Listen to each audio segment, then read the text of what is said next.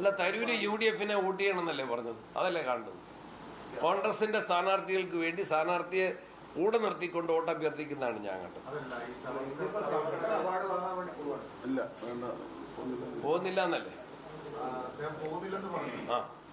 പക്ഷേ അത് അവാർഡ് നൽകുന്ന ആളുകൾ പറഞ്ഞത് തരൂരിനെ കണ്ടിരുന്നു. അതൊക്കെ അവരുടെ അദ്ദേഹം പറഞ്ഞത് എന്താണ്? പോകുന്നില്ല എന്ന് പറഞ്ഞു. അദ്ദേഹം കേരളത്തിൽ UDF-ന്റെ പ്രചരണ രംഗത്ത് വന്നു. അല്ലല്ല, സ്വന്തം മാറുന്നതല്ലേ, തീരുമാനം എടുത്തിട്ടില്ല. ക്ലാരിഫൈ ചെയ്തിട്ടുണ്ട്, അദ്ദേഹം വിശദീകരിച്ചിട്ടുണ്ട്.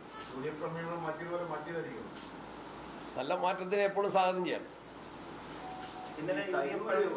ഒരു തലവേദനയായി ഇങ്ങനെ നിൽക്കുകയാണ്. എന്തുകൊണ്ട് ഈ തരൂരിനെതിരെ ഒരു നടപടി AICC ഒന്നും പ്രഖ്യാപിക്കാതെ? അത് നിങ്ങൾക്ക് അത് നിങ്ങൾ AICC-യുടെ നേതൃത്വത്തോട് ചോദിക്കേണ്ട ചോദ്യമാണ്. ഇതിന്റെ ഒക്കെ ഇത് പക്ഷെ ആ ചോദ്യത്തിൽ നിന്ന് തന്നെ വരുന്നുണ്ട്. AICC ആണ് ആ കാര്യത്തിൽ നിലപാട് വ്യക്തമാക്കുന്നത്.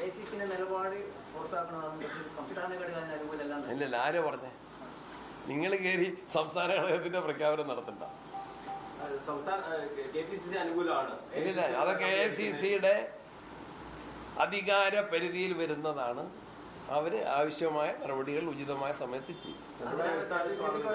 അതൊക്കെ നടപടിക്കുള്ള എല്ലാ അധികാരവും അവർക്കുണ്ട്. അവർക്ക് ഉചിതമായ തീരുമാനം എടുക്കാം. ഞങ്ങളുടെ അഭിപ്രായം ചോദിക്കുന്ന സമയത്ത് പറയും. അത് മാധ്യമങ്ങളുടെ മുമ്പിൽ പറയേണ്ടത്. അംഗീകരിക്കാൻ ഞങ്ങൾ ബാധ്യസ്ഥനല്ലേ?